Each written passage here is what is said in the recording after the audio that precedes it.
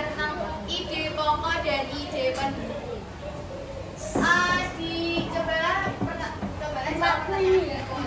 Apakah di antara kalian ada yang suka membaca? Kayaknya siapa?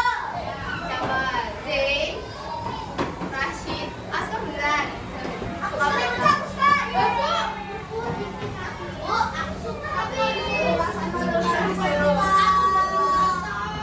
Biasanya kalian bacanya apa? Novel, cerita,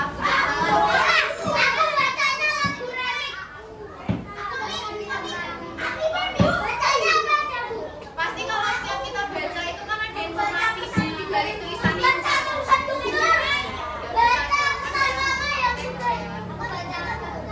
Iya, kalau misalnya pelajaran pasti kan di situ ada informasi yang akan disampaikan sama penulisnya ya.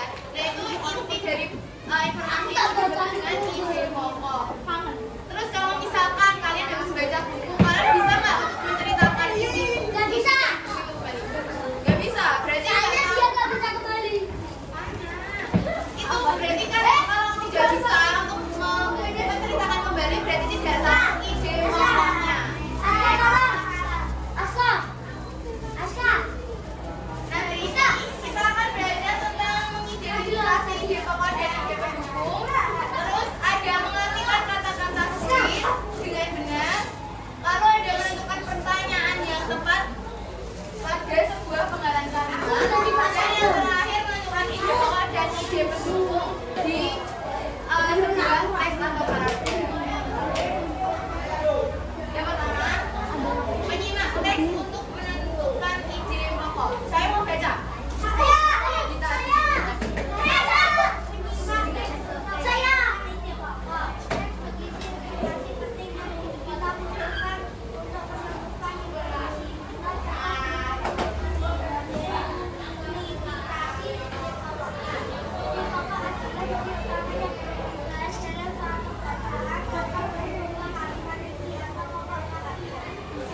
Jadi intinya di setiap teks itu selalu berisikan informasi penting yang ingin disampaikan penulis kepada pembacanya. Nah, informasi penting itu dinamakan ide pokok dan ide pendukung sebagai kalimat pendukungnya. Jadi misalkan ada sebuah paragraf, biasanya kalimat pokok itu ada di awal kalimat. Kemudian kalimat selanjutnya itu menjadi ide pendukung.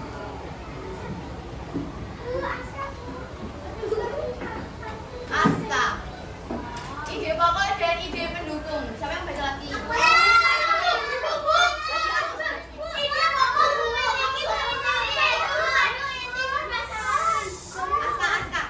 Aska belum disuruh. Jessica. Yang sini Aska.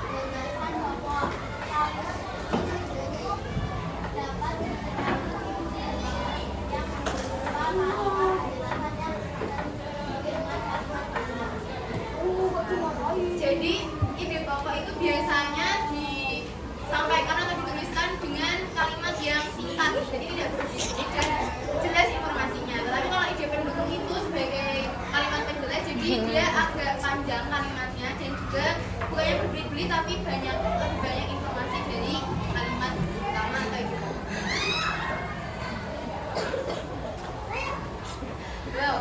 Cara menentukan ide pokok. Siapa yang mau membaca? Ya kamu kan jari yuk kak. Satu. Yes. Kamu satu nih.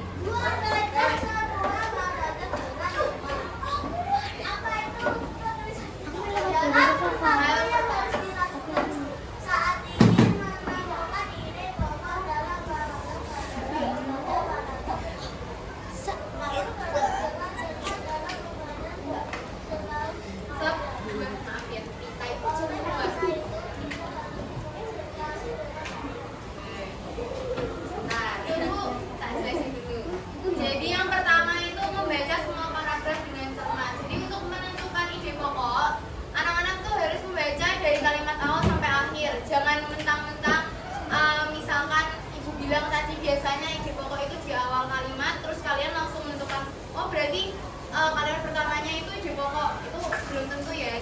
biasanya ada juga yang ide pokoknya itu ada di kalimat terakhir juga. Jadi harus dibaca dengan keseluruhan paragrafnya. Oke, nomor 2 tadi siapa? Rajin. Dua memperhatikan kalimatnya dan bukan paragraf ide pokok bisa terletak di awal di akhir atau di awal dan akhir paragraf. Jangan ada yang terlewat saat membaca kalimatnya. Seperti yang disampaikan tadi ya. Jadi membaca di seluruh paragrafnya kan ada ide pokok yang berada di akhir kalimat juga. Nomor 3 sih. Paragraf yang terdiri dari beberapa kalimat huruf. Kalimat harus dicermati ketika membacanya. Ya, cermati kalimat awal hingga akhir. Jadi paragraf itu kan terdiri dari beberapa kalimat. Biasanya kan anak-anak kan dapat soalnya yang paragrafnya panjang-panjang. Nah itu harus dibaca dari awal hingga akhir secara cermat. Terakhir, Aska mau baca nggak? Ya udah Gani. Tadai info penting. Jika ada info penting dalam paragraf tersebut, tidak ada salahnya untuk mana.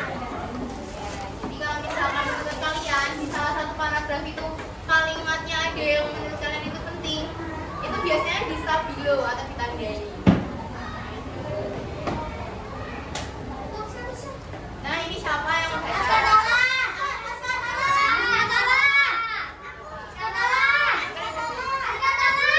Aska, baca kak? Gak mau ya udah. Naima. Ya. Tari bahasa kembang merupakan tari klasik yang berasal dari keraton Banjar. Kalimat kata yang mengembangkan dari bahasa kembang diambil dari properti tarinya. Tari bahasa kembang ditampilkan untuk menyambut kedatangan tamu dan ditarikan oleh putri-putri keraton Banjar. Tari bahasa kembang Dipentaskan. dipentaskan oleh masyarakat Kalimantan dalam pernikahan maupun acara-acara yang lainnya. Oke, menurut kalian ya anak-anak, kira-kira ide pokok dari paragraf ini itu apa? Klasik. Dan ide pokok itu kalimat, sebuah kalimat. Nah, tentang apa? Ini menceritakan tentang apa ini? Tari. Tari apa? Dari Keraton Banjar. Iya betul sekali. Jadi kalau ini di teks ini itu ide pokoknya ada di kalimat pertama. Itu menjelaskan tentang tari bahasa kembang yang merupakan tarian klasik dari Banjar, Kalimantan Selatan. Nah, kenapa ibu kok menandai kata klasik? Karena klasik itu merupakan kosakata baru yang artinya lama. Jadi klasik itu lama, bukan modern atau modifikasi. Klasik itu artinya lama. Nah, di sini saya kan ya. Enggak asli bahasa. Jadi di sini ada ide pokoknya yaitu tari bahasa kembang merupakan tari klasik yang berasal dari selatan Banjar, Kalimantan Selatan. Terus ada ide penduduknya yaitu nama kembang pada tari bahasa kembang diambil dari properti tarinya. Dan yang kedua, tari bahasa kembang ditampilkan untuk menyambut kedatangan tamu dan ditarikan oleh putri-putri dari keraton Banjar. Siapa yang pernah dengar adik Simba? Saya. Adik Simba. Saya. Oh, adik singa. Adik Simba. Ya Simba ini emang singa, tapi adik Simba itu singkatan dari apa? Di mana? Kapan? Siapa? Mengapa? Dan bagaimana? Kemudian ini ya yang pertama untuk kata apa? Biasanya itu menanyakan tentang kejadian yang sedang terjadi. Misalkan pertanyaannya misalkan apa yang sedang dia lakukan. Jadi nanti akan menjelaskan, jawabannya akan menjelaskan tentang sebuah kegiatan yang dilaksanakan. Oh iya, silakan. Kemudian yang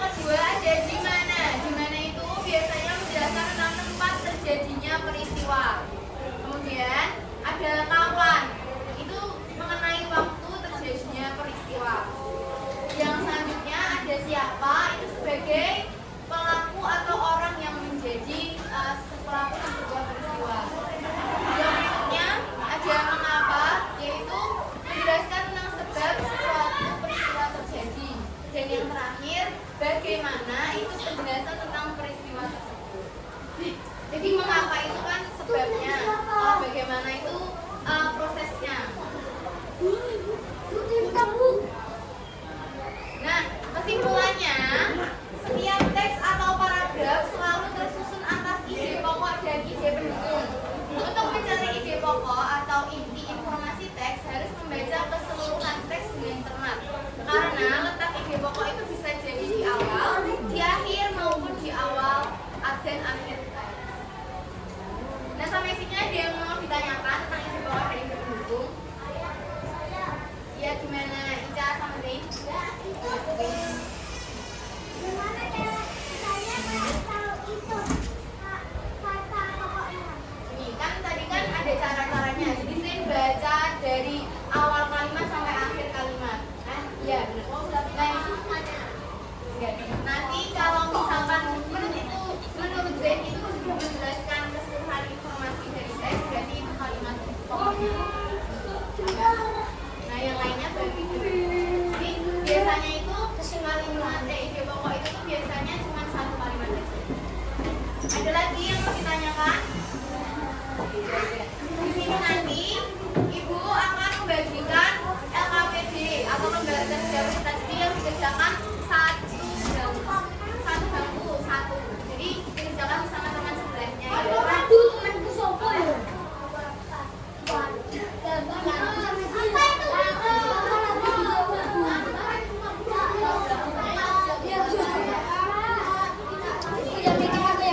Nanti bahas diri.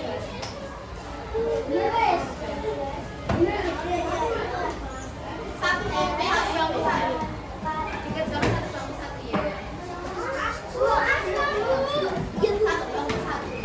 Tapi meja maaf ya, satu meja satu. Jadi dikerjakan dulu. Mikir aku nulis. Itu aja.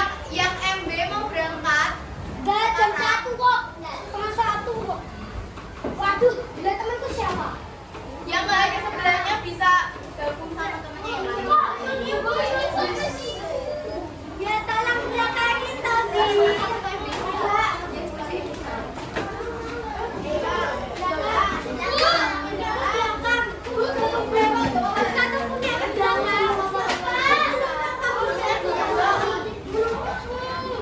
Marilah.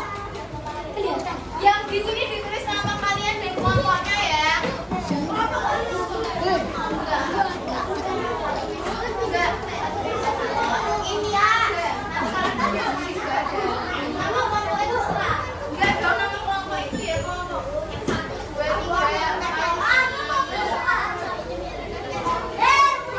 Anggotanya kalian berdua ya. Iya, namanya kalian berdua. Siapa itu? Yang kelompok itu apa? Sama dari Jin kelompoknya dikosongin nggak apa-apa. Kelompoknya dikosongin nggak apa-apa. Bu, namanya di sini apa?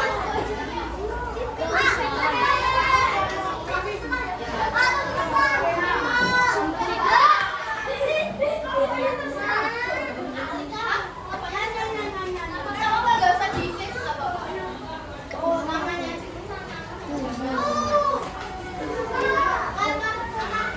Sudah diisi semua namanya. Sekarang ini kan diminta untuk menuliskan ide pokok dan ide pendukungnya. Di sini kalian diminta untuk nggak kelihatan. Diminta untuk membaca.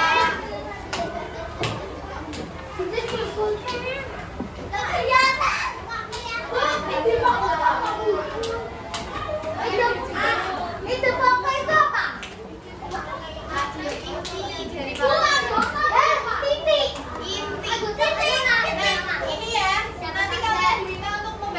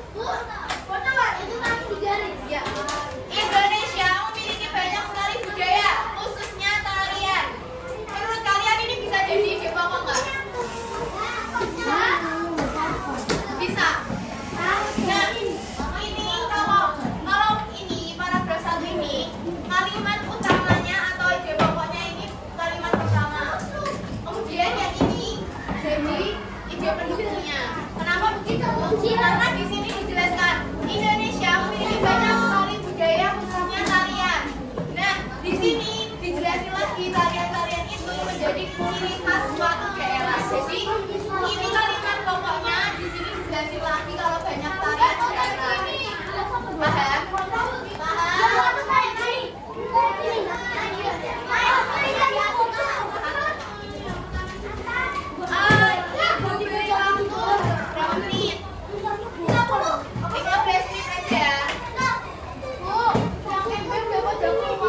Yang MB bisa keluar sekarang nggak apa-apa. Yuk coba.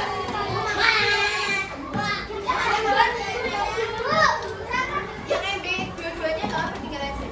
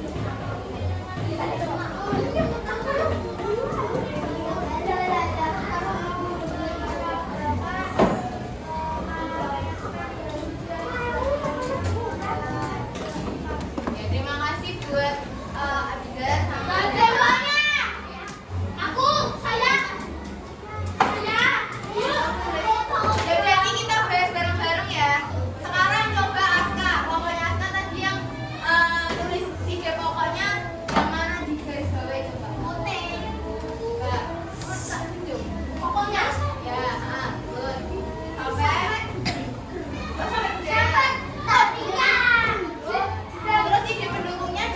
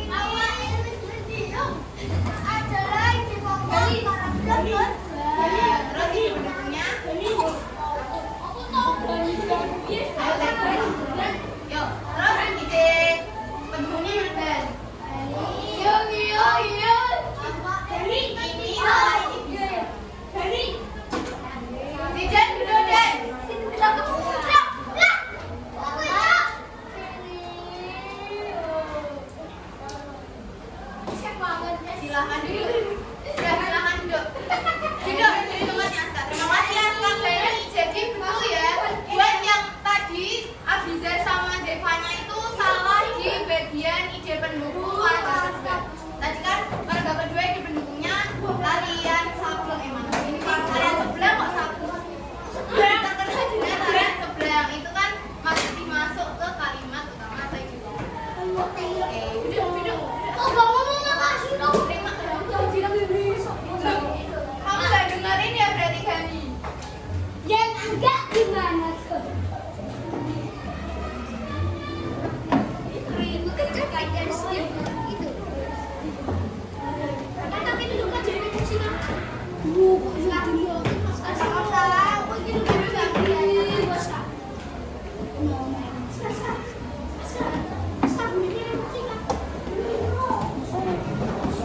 Nah ini yang jodohkan kosakata baru dengan kata yang tepat. Tadi betul ya kelompoknya Abizar sama Devanya. Jadi gemulai itu cocoknya sama lemah lembut atau bertabrak anggota tubuh. Salah. Ada yang salah nggak ini diatur itu yang kalian bentukin siapa nih? Zen. Dengan sama Fatih.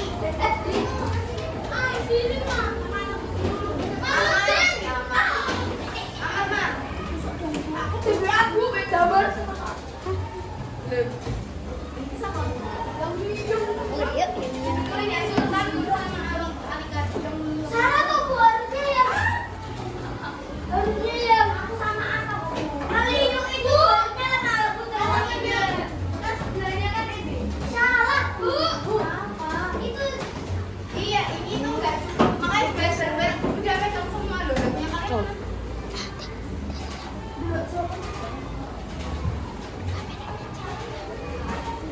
Yang kalian kamu sama Zidan.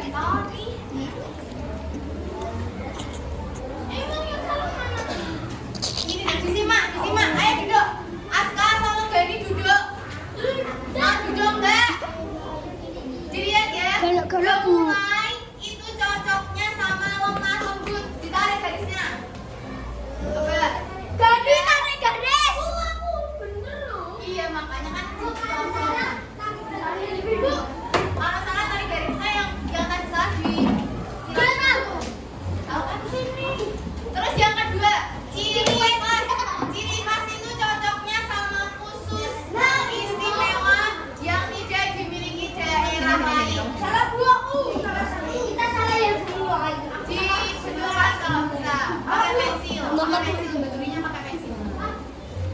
Terus yang berikutnya, meriuk itu berkeluk ke sisi atau gerak menari yang paling akhir. Coba tarik garisnya. Tuh, yang betul ya sudah, yang belum betul dibenarkan dulu. Terus yang berikutnya ada dihimpun apa? Meliuk yang berkeluk ke basmi ya. Terus meliuk salah. Dihimpun itu menghimpun. Sudah? Yang terakhir memperagakan itu memamerkan. Ya. Enggak sih kamu ngerjain. Oke, betul. Ya yang salah ya sudah.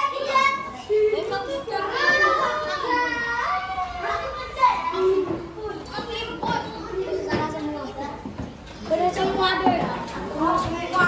Sudah semua ya? Sekarang tadi kita sudah belajar tentang ide pokok dan ide pendukung. Sekarang ya, memamerkan. Lembah yang berwarna Selanjutnya, ibu punya es krim. Coba tebak-tebakannya.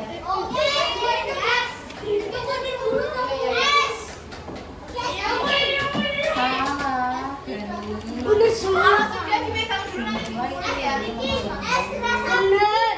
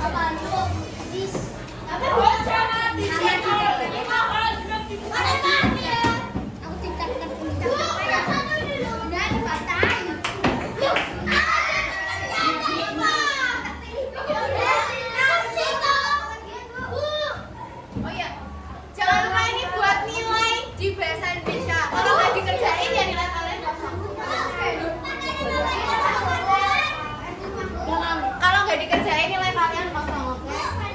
Ya. Kerjainnya di rumah aja. Ya. Nama panjang nggak apa-apa. Nama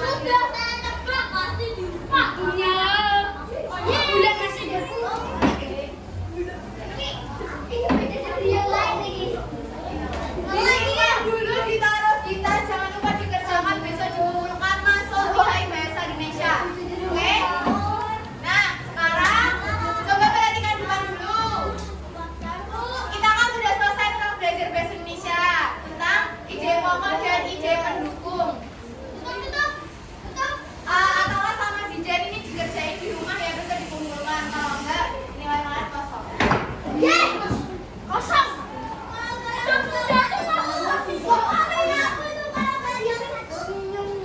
Jadi di rumah aja. Ibu, cukupkan apa ada yang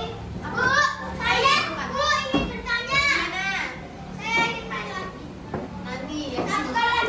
Ya, sebentar, tak tutup dulu. Apa? Iya, ini kan sampai 10 doang.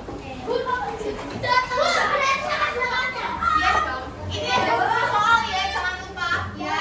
Buat